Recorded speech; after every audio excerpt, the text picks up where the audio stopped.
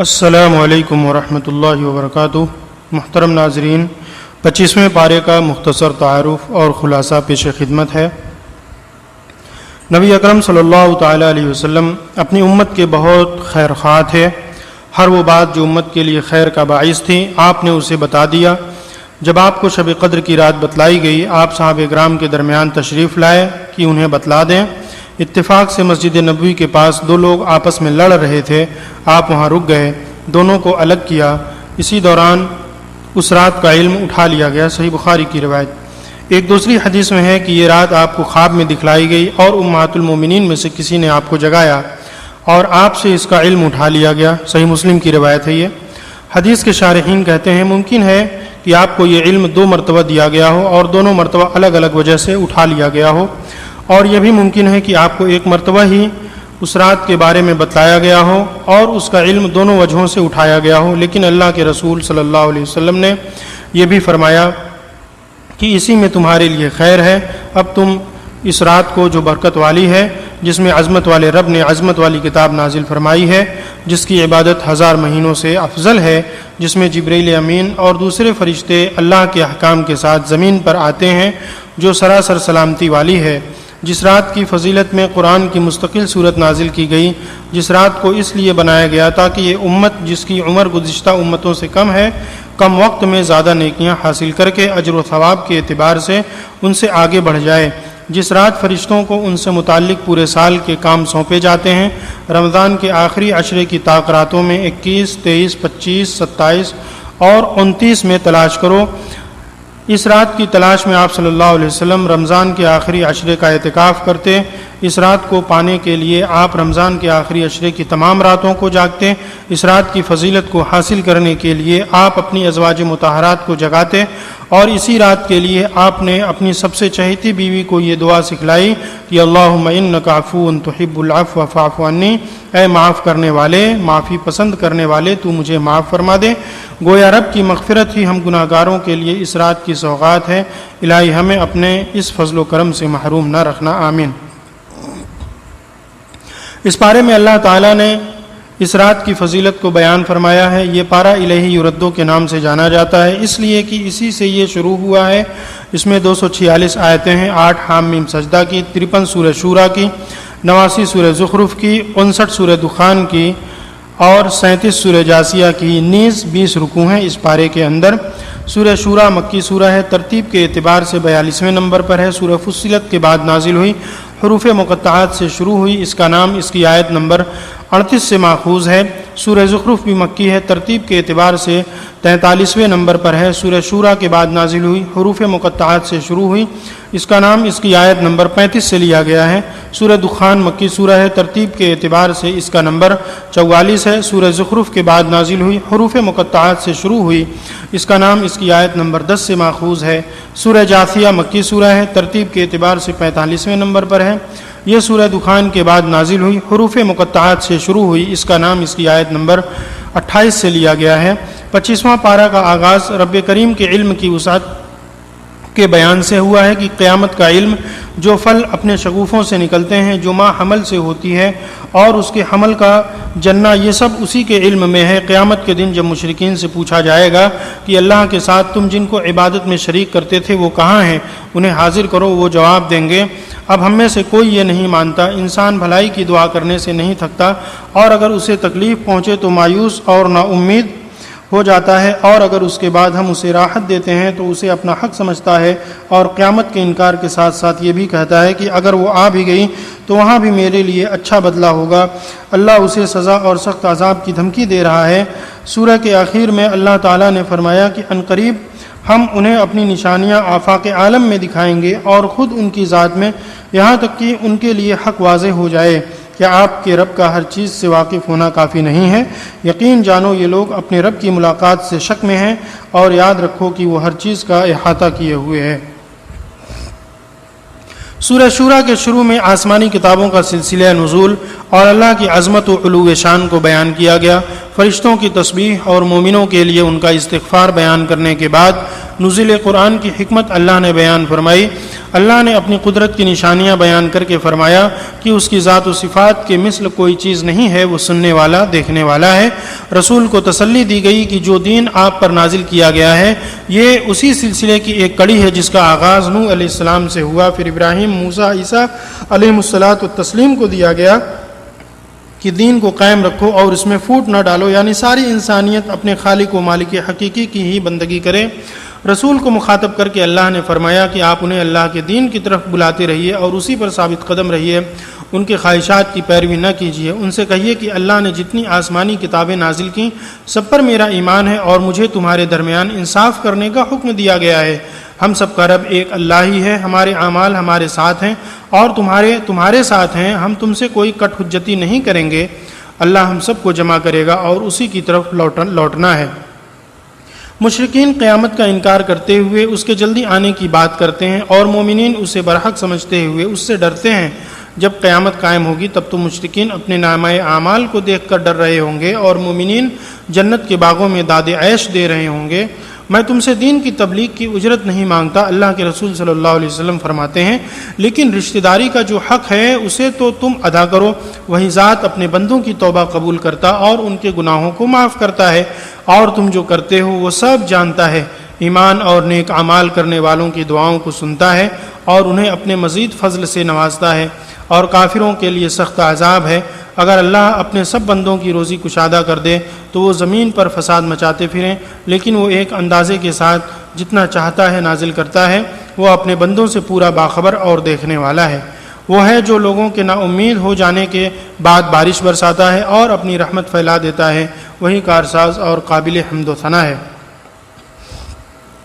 اس کے بعد اللہ تعالیٰ نے اس کائنات میں اپنی عظیم قدرت کے چند مظاہر کو بیان کیا اور فرمایا تمہیں جو کچھ دیا گیا وہ محض دنیا کی زندگی کا تھوڑا سا سامان ہے، اور جو اللہ کے پاس ہے وہ اس سے کہیں بہتر اور پائیدار ہے۔ ایمان اور اللہ پر بھروسہ کرنے والوں کے لیے، ان کے لیے جو کبیرہ گناہوں اور بے حیائیوں سے بچتے ہیں، غصہ کے وقت عفو درگزر سے کام لیتے ہیں، رب کے فرمان پر عمل کرتے، نماز پڑھتے، آپس میں مشورہ کرتے ہیں اور اللہ کی دی ہوئی روزی کو اس کے راستے میں خرچ کرتے ہیں، جب ان پر زیادتی ہو تو بدلہ لے لیتے ہیں، اور جو معاف کرتا ہے اس کا ثواب اللہ کے ذمے ہے، اور جو صبر کرتا اور معاف کرتا ہے تو یہ عظیمت کے کاموں میں سے ہے۔ اللہ کے لیے ہی آسمان و زمین کی سلطنت ہے، جسے جو چاہتا ہے دیتا ہے، جو چاہتا ہے پیدا کرتا ہے، جس کو چاہتا ہے بیٹیاں دیتا ہے، جسے چاہتا ہے بیٹیوں سے نوازتا ہے، جسے چاہتا ہے دونوں دیتا ہے، اور جسے چاہتا ہے لاولد چھوڑ دیتا ہے۔ بے شک وہ علم والا اور کامل قدرت والا ہے۔ اللہ کسی بندے سے ناممکن ہے کہ کلام کرے مگر وحی و الہام کے ذریعہ یا پردے کے پیچھے سے یا فرشتوں کے ذریعہ، پس فرشتہ اللہ کی بات اس تک پہنچا دے۔ بے شک وہ برتر حکمت والا ہے۔ اور اسی طرح ہم نے آپ کی طرف اپنے حکم سے روح یعنی قرآن کو نازل کیا۔ اس سے پہلے آپ نہیں جانتے تھے کہ ایمان یعنی اس کی تفصیلات کیا ہیں، اور نہ آپ کو قرآن کا علم تھا، لیکن ہم نے اسے نور بنا دیا جس کے ذریعہ اپنے بندوں میں سے جسے چاہتے ہیں ہدایت دیتے ہیں۔ بے شک آپ سیدھے راستے کی رہنمائی کرتے ہیں۔ اس اللہ کا راستہ جس کے لیے آسمان و زمین کی ہر چیز ہے، سنو سب کام اللہ کی طرف ہی لوٹتے ہیں۔ سورہ زخرف کے شروع میں قرآن کریم کی قسم کھا کر اللہ نے فرمایا کہ ہم نے اسے عربی زبان میں بنایا ہے تاکہ وہ اس پر غور کریں، اور یہ لوح محفوظ میں ہے اور ہمارے نزدیک بلند مرتبہ حکمت والی کتاب ہے۔ مشرکین مکہ سے کہا گیا کہ ہم تمہاری سرکشی کی وجہ سے تمہیں نصیحت کرنا چھوڑ دیں؟ ذرا پچھلی قوموں کے انجام پر غور کرو اور بتاؤ کہ زمین و آسمان کو کس نے پیدا کیا، جس نے زمین کو ہموار اور اس میں سفر کرنے کے لیے راستے بنائے، بارش کو ایک اندازے سے نازل کر کے اس سے مردہ زمین کو زندہ کیا، ہر چیز نر اور مادہ بنائی، سواری کے لیے کشتیاں اور چوپائے بنائے تاکہ اس پر سوار ہو کر اپنے رب کی نعمت یاد کرو اور کہو کہ پاک ہے وہ ذات جس نے اسے ہمارے لیے مسخر کر دیا، ورنہ ہم اسے اپنے قابو میں نہیں کر سکتے تھے۔ آگے کی آیات میں مشرکین کی سرزنش کی گئی کہ وہ فرشتوں کو اللہ کی بیٹیاں قرار دیتے ہیں، حالانکہ اپنے لیے بیٹے پسند کرتے ہیں۔ کیا وہ ان فرشتوں کی پیدائش کے وقت موجود تھے؟ ان کی یہ بات لکھ لی گئی ہے اور ان سے اس کے بارے میں قیامت کے دن پوچھا جائے گا۔ مشرکین نے کہا کہ ہم نے اپنے باپ دادا کو جس دین پر پایا ہم اسی پر ہی چلیں گے۔ اے نبی آپ ان سے پوچھئے کہ اگر میں اس سے اچھی بات تمہارے پاس لے کر آؤں تب بھی تم اسے نہیں مانو گے؟ مشرکین نے کہا کہ ہم تمہارے لائے ہوئے دین کے منکر ہیں۔ اللہ نے کہا کہ ہم نے ان سے انتقام لے لیا، تو دیکھو جھٹلانے والوں کا انجام۔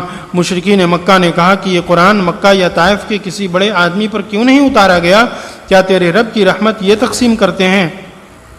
ان کو دنیا میں روزی تو ہم دیتے ہیں، تو نبوت جیسی عظیم چیز ان کے مرضی سے کسی کو دی جائے؟ اگر اللہ چاہتا تو لوگوں کے گھروں کی چھتیں، سیڑھیاں، دروازے اور مسندیں سونے چاندی کی بنا دیتا، لیکن یہ سب تو دنیاوی زندگی کے ساز و سامان ہیں، اور آخرت تو آپ کے رب کے نزدیک صرف متقیوں کے لیے ہے۔ آگے اللہ نے اپنے رسول کو تسلی دی کہ ان کی تکذیب کی سزا یا تو اللہ آپ کو آپ کی زندگی میں ہی دکھا دے گا یا آپ کے بعد انہیں سزا دے گا، پس آپ کی طرف جو وحی کی گئی اسی پر جمے رہیے، بے شک آپ ہی سیدھے راستے پر ہیں۔ اس کے بعد حضرت موسیٰ اور حضرت عیسیٰ کا تذکرہ کیا گیا علیہم الصلاۃ والتسلیم۔ متقیوں کے لیے جنت اور اس کی سدا بہار نعمتیں، اور کافروں کے لیے جہنم کا ہمیشہ رہنے والے عذاب کو بیان کر کے یہ فرمایا گیا کہ وہ جہنم میں اس کے داروغہ مالک سے کہیں گے کہ اپنے رب سے کہو کہ ہمیں موت دے دے۔ وہ جواب دیں گے کہ نہیں، اب تمہیں ہمیشہ اسی میں رہنا ہے۔ اے نبی آپ کہہ دیں کہ اگر رحمان کی اولاد ہوتی تو میں سب سے پہلے اس کی عبادت کرتا۔ آسمان و زمین اور عرش کا رب ان کی باتوں سے بہت پاک ہے۔ سورہ کے آخر میں اللہ نے اپنے رسول سے کہا کہ آپ ان سے اعراض کیجئے اور ان سے کہیے کہ سلام انہیں عنقریب معلوم ہو جائے گا۔ سورہ دخان کے شروع میں برکت والی رات میں قرآن کریم کے نازل ہونے کی خبر دی گئی۔ پورا قرآن لوح محفوظ سے آسمان دنیا پر ایک ساتھ اس رات نازل کیا گیا، اور یا اسی رات اللہ کے رسول پر پہلی وحی آئی۔ اس کے بعد اللہ نے اپنی ربوبیت اور الوہیت کا تذکرہ فرما کر اس دن کے آنے سے ڈرایا جس دن آسمان پر دھواں ہی دھواں ہوگا۔ بعض مفسرین نے اس سے قیامت کی نشانی مراد لی ہے۔ اس کے بعد فرعون اور اس کے عبرتناک انجام اور بنی اسرائیل کی اس کے ظلم سے نجات کا ذکر ہے۔ ہم نے آسمان و زمین اور اس کے درمیان کی مخلوقات کو عبث نہیں پیدا کیا ہے، ہم نے انہیں ایک مقصد سے بنایا ہے، اور یقیناً فیصلے کا دن ان سب کا طے شدہ وقت ہے۔ سورہ کے آخر میں جہنم کا عذاب اور جنت کی نعمتوں کا تذکرہ کر کے اللہ تعالیٰ نے فرمایا وہاں اب موت نہیں آئے گی۔ سورہ جاثیہ کے شروع میں اللہ تعالیٰ نے اپنی نشانیوں کو بیان کر کے سوال کیا کہ اب مشرکین ان کے بعد کن نشانیوں پر ایمان لائیں گے؟ اللہ کی آیات سے اعراض کرنے اور مذاق اڑانے والوں کو قیامت کے رسوا کن عذاب کی دھمکی دی گئی۔ بنی اسرائیل پر اللہ نے اپنے انعامات کا تذکرہ فرما کر یہ بتایا کہ انہوں نے اپنے پاس علم آنے کے بعد ضد کی وجہ سے آپس میں اختلاف کیا۔ اب اللہ قیامت کے دن ان کا فیصلہ کرے گا۔ کیا وہ لوگ جو برا کام کرتے ہیں یہ سمجھتے ہیں کہ ہم انہیں ان لوگوں جیسا کر دیں گے جو ایمان لائے اور نیک اعمال کرتے ہیں؟ ان کا مرنا اور جینا ایک جیسا ہوگا، یہ بہت برا فیصلہ کرتے ہیں۔ اللہ نے آسمان و زمین کو عدل کے ساتھ پیدا کیا ہے تاکہ ہر شخص کو اس کے کیے ہوئے کام کا پورا بدلہ دیا جائے اور ان پر ظلم نہ کیا جائے گا۔ آگے اللہ نے فرمایا کہ آسمان و زمین کی بادشاہت اللہ ہی کے لیے ہے، اور جس دن قیامت قائم ہوگی اس دن باطل پرست بہت نقصان میں ہوں گے۔ آپ دیکھیں گے کہ ہر امت گھٹنوں کے بل گری ہوئی ہوگی، ہر امت اپنے نامہ اعمال کی طرف بلائی جائے گی۔ آج تمہیں تمہارے اعمال کا بدلہ دیا جائے گا، یہ ہماری کتاب ہے جو تمہارے بارے میں سچ سچ بول رہی ہے۔ ہم دنیا میں فرشتوں کے ذریعہ تمہارے اعمال لکھواتے جاتے ہیں۔ سورہ کو اللہ کی حمد و ثنا پر ختم کیا گیا ہے۔ اس پارے کی چند ابتدائی آیات: الیہ یرد علم الساعہ وما تخرج من ثمرات من اکمامها وما تحمل من انثى ولا تضع الا بعلمه ويوم يناديهم اين شركائي قالوا آذناك ما منا من شہید۔ قیامت کا علم اسی کی طرف لوٹایا جاتا ہے، اور جو پھل اپنے شگوفے سے نکلتے ہیں، اور جو مادہ حمل سے ہوتی ہے، اور جو بچے وہ جنتی ہے، سب کا علم اسے ہے۔ اور جس دن اللہ ان کو بلا کر دریافت کرے گا کہ میرے شریک کہاں ہیں، وہ جواب دیں گے کہ ہم نے تو بتا دیا کہ ہم میں سے کوئی اب اس کی گواہی دینے والا نہیں ہے۔ 25ویں پارے کی یہ پہلی آیت کریمہ ہے۔ اس آیت کے شان نزول کے بارے میں کہا جاتا ہے کہ مشرکین نے اللہ کے رسول صلی اللہ علیہ وسلم سے کہا کہ اگر تم سچے ہو تو بتاؤ کہ قیامت کب آئے گی، جس کے جواب میں یہ آیت نازل ہوئی۔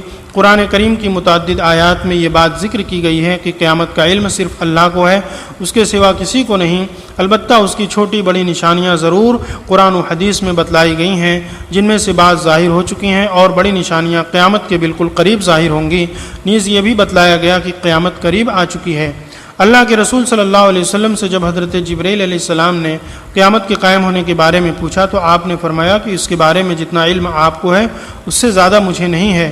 وما تخرج، اللہ کے علم کی وسعت کا بیان ہے کہ جب کوئی پھل اپنے شگوفے کے غلاف سے باہر آتا ہے تو اس کا تفصیلی علم اللہ کو ہوتا ہے، کب پکے گا، پک کر کیسا ہوگا، رنگ، ذائقہ، خوشبو سب اللہ تعالیٰ ہی جانتا ہے۔ وما تحمل من انثیٰ، رحم مادر میں جو بچہ یا بچی پرورش پا رہی ہے اس کی صنف، رنگ، پیدائش کا وقت، ناقص ہوگی یا مکمل، خوبصورت ہوگی یا بدصورت، ان سب کا علم صرف اور صرف اسی ذات وحدہ لا شریک کو ہے۔ اس کے بعد اس علم میں اس کے ساتھ کوئی شریک نہیں۔ اگر کسی نبی کو امور غیب میں سے کسی بات کا علم اللہ دیتا ہے تو اس سے وہ ما کان و ما یکون کا عالم نہیں ہو جاتا، اسے اتنا ہی علم دیا جاتا ہے جو اس کے مشن اور منصب کے ہم آہنگ ہوتا ہے، اور یہ اللہ کا دیا ہوا ہوتا ہے، اسے از خود حاصل نہیں ہو جاتا۔ اگر کوئی اس سلسلے میں اس کے علاوہ عقیدہ رکھتا ہو تو وہ شرک کا مرتکب ہے۔ وَيَوْمَ يُنَادِيهِمْ، اب اللہ قیامت کے دن مشرکین کا حال بیان کر رہا ہے کہ جب وہ ان سے کہے گا کہ کہاں ہیں وہ جن کو تم میرے ساتھ عبادت میں شریک کیا کرتے تھے، تو ان کا جواب ہوگا کہ اب ہم کسی کو تیرا شریک نہیں مانتے۔ وَضَلَّ عَنْهُمْ مَا كَانُوا يَدْعُونَ مِن قَبْلُ وَظَنُّوا مَا لَهُم مِّن مَّحِيصٍ، اور جن کی یہ عبادت کیا کرتے تھے وہ ان سے اوجھل ہو جائیں گے اور وہ یقین کر لیں گے کہ اب ان کے لیے کوئی راہ فرار نہیں ہے۔ جن پہ تکیہ تھا وہی پتے ہوا دینے لگے۔ ہاں، مشرکین کے معبودان کا دور تک کوئی عطا پتہ نہ ہوگا۔ ایسے وقت میں ان کی ساری آس ٹوٹ جائے گی اور انہیں اپنی ہلاکت کا یقین ہو جائے گا۔ اللہ تعالی ہمیں اپنی رضا کے راستے پر چلنے کی توفیق دے اور ناراضگی کے راستوں سے بچائے، آمین۔ من جملہ یہ کہ اس 25ویں پارے میں کل 5 حصے ہیں۔ پہلا حصہ حامیم سجدہ کا بقیہ حصہ ہے، دوسرا حصہ سورہ شورى، تیسرا حصہ سورہ زخرف، چوتھا حصہ سورہ دخان اور 5واں حصہ سورہ جاثیہ۔ یہ چاروں سورہ مکمل ہیں۔ حامیم السجدہ کے بقیہ حصے اس بات کا بیان ہے کہ اللہ ہی عالم الغیب ہے، جیسے قیامت کا علم شگوفے میں کیا ہے، اس کا علم حمل میں کیا ہے اور وضع حمل کب ہوگا، ان تمام باتوں کا علم اللہ کے علاوہ کسی کو نہیں ہے۔ سورہ شورى میں کی گئی باتیں یہ ہیں۔ نمبر 1، اللہ تعالیٰ تمام خزانوں کا مالک ہے، لہو مقالید السماوات والارض یبسط الرزق لمن یشاء ویقدر۔ نمبر 2، اللہ کی قدرت کی بہت ساری نشانیاں ہیں، بارش کا نزول، آسمان و زمین کی تخلیق، جانوروں کی پیدائش، سمندر کی پیٹھ پر کشتیوں کا چلانا وغیرہ۔ نمبر 3، اولاد دینے کی طاقت صرف اور صرف اللہ تعالیٰ کے پاس ہے، وہ جسے چاہے صرف لڑکی دے، جسے چاہے لڑکا دے اور جسے چاہے دونوں دے اور جسے چاہے بانجھ کر دے۔ سورہ زخرف میں بھی کئی باتوں کا بیان ہے۔ نمبر 1، گزشتہ اقوام کا اپنے آباء و اجداد کی تقلید اور اس کے نبی کی تکذیب۔ نمبر 2، موسیٰ علیہ السلام اور فرعون کا واقعہ۔ نمبر 3، جنتیوں اور جہنمیوں کا بیان کہ یہ دونوں اپنے اپنے ٹھکانے میں کس طرح زندگی گزار رہے ہوں گے۔ سورہ دخان میں کئی باتیں ہیں۔ نمبر 1، قرآن مجید کے نزول کا بیان۔ نمبر 2، شب قدر کا تذکرہ کہ اس میں تمام مضبوط امر کا فیصلہ ہوتا ہے۔ نمبر 3، اہل مکہ کی ہٹ دھرمی کی نبوت کی نشانی دیکھنے کے باوجود اپنے کفر پر اڑے رہے اور کہا کہ یہ تو سکھایا ہوا مجنون اور دیوانہ ہے۔ نمبر 4، شجرۃ الزقوم کا بیان کہ یہ مجرموں کا کھانا ہوگا۔ سورہ جاثیہ میں بھی بہت ساری باتیں ہیں۔ نمبر 1، اللہ تعالیٰ کی نشانیوں کا تذکرہ ہے کہ آسمان و زمین، انسان، جانور، رات و دن کا آنا جانا، بارش کا نزول اور ہواؤں کا اللہ کی قدرت کاملہ کی نشانی میں ہے۔ نمبر 2، اللہ تعالیٰ کی آیات کا مذاق اڑانے والے قیامت کے دن فراموش کر دیے جائیں گے اور ان پر کوئی توجہ نہیں دی جائے گی۔ اللہ تعالیٰ سے دعا ہے کہ اللہ تعالیٰ ہمیں کلام الہی اور کتاب مقدس کو سمجھ کر غور و فکر کے ساتھ پڑھنے والا بنا دے، آمین۔ تقبل یا رب العالمین۔